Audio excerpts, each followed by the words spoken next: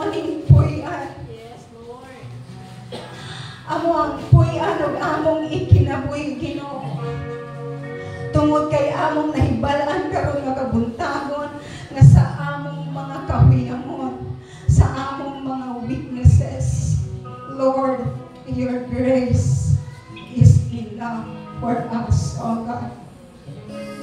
Your power, your sufficiency as Lord sa among matag usa ka kinabuhi.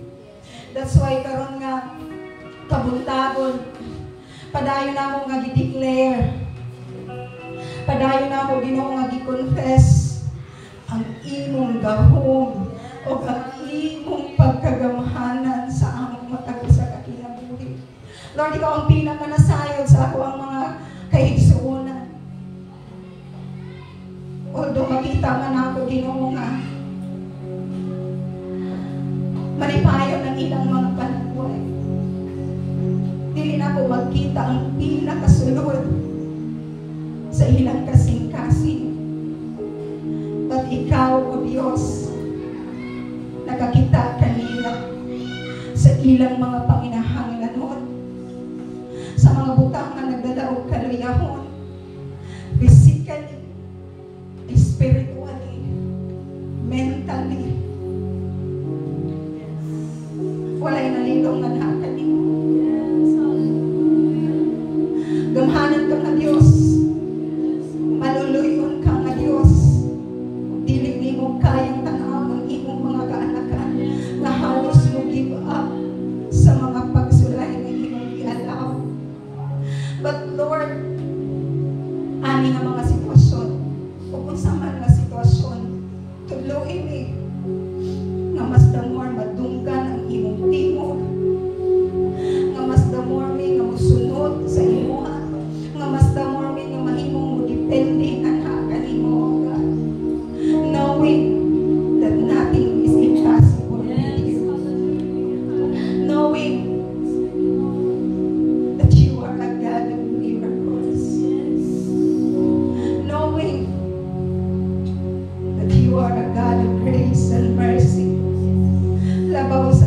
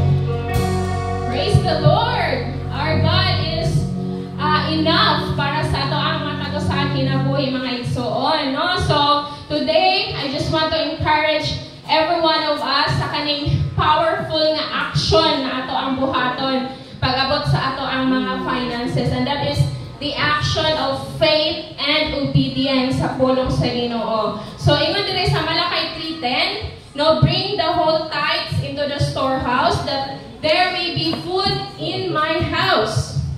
Ingon sa Lord, test me in this.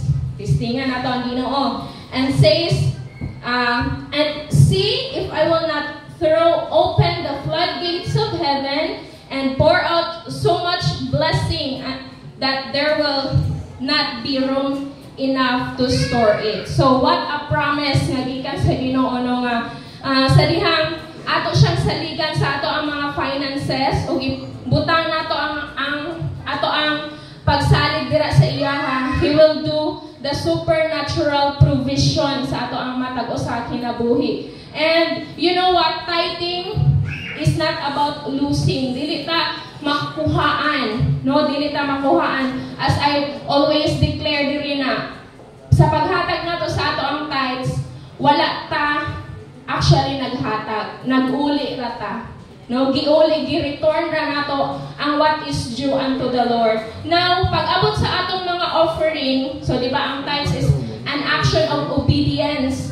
But pag-abot sa atong offering, that is an action of love, generosity, and gratitude. So pag-abot tayo sa atong offering, dito na sungdon sa Ginoo nga ato ang mga kasing-kasing. Kung unsa ta ka klase nga generous na tao, unsa ta ka klase mapasalamaton nga tao. No, ingon siya diri sa 2 Corinthians 9:7, God loves a cheerful giver. So, ang atong mga tithes and offering and so on, whether we like it or not, our church need it. Pero, let it be that the kanang tumong sa ato ang kasing-kasing is wala ko naghatag sa church, naghatag ko sa Ginoo. Again, ang tithes is wala ta naghatag, nagbalik ra ta. But pag-abot sa atong offering, ginasukod sa Lord ang atong unsa ta ka generous na pagkatao. So today, I encourage every one of us to give with joy, with faith, and to give with expectation. Yes, ginaingon nga, dili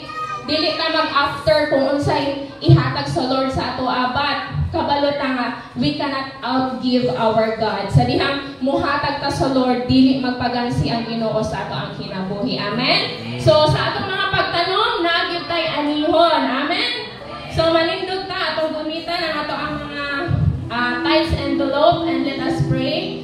Ginoong Dios nga labing gamhanan, amo kang gipasalamatan Ginoo, for indeed you are enough sa mga matag sa kinabuhi. Nagtuo mi Lord nga despite and in spite sa mga sitwasyon, Ginoo, sa kada usa naa ka, wala ka nagkulang ka namo. And so today, Lord, we want to once again honor you, pinaagi sa mga finances, and let it be, oh God, that this seed, Lord, ikaw ang nakakita sa mga panudanan sa imong katawhan, oh God. And I declare breakthrough, Lord, sa unsa man nga pamaagi nga i-prosper nimo ang kada usa. I declare nga i-bless nimo ang mga estudyante, ang mga mama, papa, ang mga businessman, ang mga trabahante. Lord, whatever it is, oh God, nga among ginakabisihan kada adlaw, may you continue to bless the work of our hands, oh God. Ug salamat Ginoo nga ang among mga resources padayon nimong i-multiply, oh God.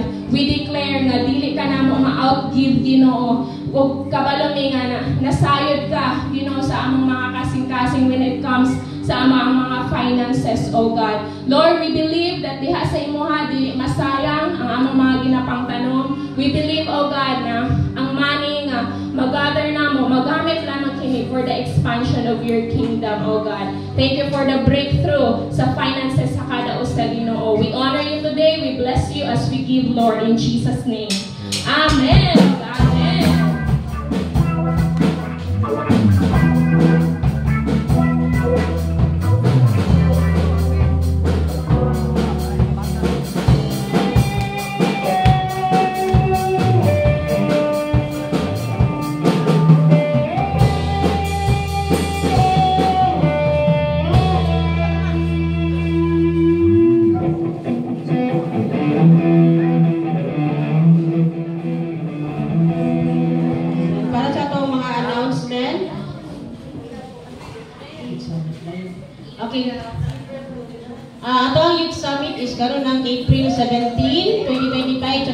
KKB no, mga batanon, sanan nga batanon pa mo, you are encouraged nga mo join sa atong KKB Summit this coming April 17, may butang na siya sa JLCBO. So na ako'y gihatag ng mga estimated nga mga expenses no, sa mga KKB, updated na mo sa atong GC, nag-lay down na ko dito pila ang ato ang magasto. Napo ko'y gihimo nga solicitation letter dito kay aron matabangan nato ato ang fuel sa sakyanan o binentahan nato nga van kay last year nakasave man ta kay nag-solicit man ta no sa ato ang para sa ato ang car rental and sa ato ang fuel. So naay mga na-save nato nga dapat maghatag ta ato pero wala na siya. So manghangyo lang gyapon ko nga tabangan nato ni kay nama jud uban gihapon niya KKB no nga kanang gusto din sila mo apil niya. Walang-wala po. So ato lang gyapon ni siyang tabangan and sa mga JL family nga naa diri no. We are encouraging everyone nga magtabang ta nga labi na sa mga KKB maghatag sa atong mga solicitation.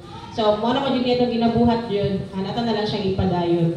And another announcement is men nga prayer physical, dito na siya mahimutang ugma sa San Fernando kay dito na to siya i-help no sa katong relatives ni Pastor Pastor Vincent kay agi pod nga paghatag og kuan sila sympathy no. So after the service remain sa tanan nga mga men kay magsabot sa daw together with Pastor Rene sa inyo nga time and sa inyo nga usa pa inyo pwede nga dalhon baka dito. And another announcement is ang prayers sa women. Karong March 29, Saturday 2 p.m. dili na siya sa church. So, encouraging mag-on time ang tanan kay naapay life group after sa dabong-dabong pagka 4 p.m. So, i-practice jud na to nga mahimutang on time mga igsuon. And another is naay women's meeting karong March 30 right after sa simba. Tanan gihapon nga women gina-encourage nga mag-join ani. So, ang prayer sa yan, mamove na siya by Tuesday. Kay ato ang temporary nga mag-OIC no, kay si Ate Jora naman o si Kuya Albert. So, I encourage the young professionals nga mag-join ani kay ang prayer, mura na siya o kanang vitamins ato ang kalawasan no. So, kung wala na tayong apil-apil ang mga anak, maluya din tayo igsuon. And online na siya, 7 p.m. Ang KKB, gibulag na mo siya no, kay lahi mo gunog needs ang KKB. Lahi po of needs ang mga young professional. So, every Thursday, online na siya no, 8 p.m. So, mga batanon, no, kanang kabalong ko nga, kanang natagtad na ang community coaching chat sa inyo ha. So, if you are hearing this, please, kanang apil mo kay gapaningkamot ta nga, dili lahi nga pulong ang inyong madunggan but pulong sa Ginoo. So, spend time, dili naman ganita usahay maabot og 1 ka oras. So, hangyo man dito sa mga batanon nga maghatag ta og panahon sa ato ang online prayer kay kadyon raman siya and kanang makatabang po sa ato spiritually. So, kana lang ang ato ang announcement. Daghan kay salamat. So, before na mag-closing song, na batian man nato nga naatay kapamilya nga ni Panaw na atong kapamilya nila ni Pastor Melisel. So kana sila daan na gina sila nga JBIL. So dito nagsugod ang serbisyo atong Thursday, gahapon lang ang wala. So meaning kita ang obligado nga na maghatag og serbisyo dito nga dapit. So sa nag-istoryahan ni sa need kay kinahanglan man gyud nato nga magtinabangay mao na nga mag special offering ta karon nga kabuntagon kay ang kulang ra gyud dito mga igsuon sudan. No, sudan. Ang karon nga kagabhion bato man mi dito so naanay naghatag og 1,000 para budget sa kaon. Pero kulang-kulang nga siguro na kay daghan naman hapit naman gud ilubong. Ugma manghangyo ko sa mga men nga please magdala ta og sudan, no? Sudan daghan ang kanang kanon dito. Sudan lang gyud ang kulang dito. Mao na nga kaganina nadunggan ako nga mag-meeting daw mo nga mga men. kay kinahanglan nato nga motabang financially, especially sa pagkaon, no? Kay dito man ta mga onpod, maniud to. Ay, sorry, manihapon. Kay sa Wednesday, ang lubong. Mag-communicate lang mo kung kinsa to mag-appeal, no? Kay para makuha na to ang sakyanan. Karong gabi, karong hapon mag-adto ta alas 4 sa hapon. No, mag-ingon na lang mo kung kinsa ang maag-uban. Amen. So, manindog ta o sa mag-awit ta, maghatag ta sa atong special offering. Thank you, Lord. Ang ibalik ang dumugog ang himaya diya sa imo. Dumugog himaya sa langit o sa yuta, at tanan mo Diyos kami mo lamang. Na ikaw puno sa luma, na wala'y katapusan. O Diyos, awit ko, umabot sa makasama. Tubog mong himaya sa langit o sa yuta, ang tanan, O Diyos, kanimo lamang. Na ikaw puno sa lupa, na wala'y katapusan. O Diyos, awit ko, umabot. O Diyos, awit ko, umabot. O Diyos, awit ko,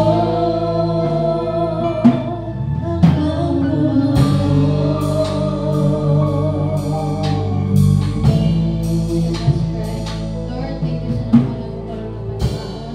Ikaw mag-bless o God ng asa. Pulong ang nadungog karon, ma-apply din namo sa mga tagsa-tagsa ka kinabuhi, Lord. And Lord, bless po lang nag-share sa imong pulong karon, Lord, and bless Pastor Maya and Pastor Ernie.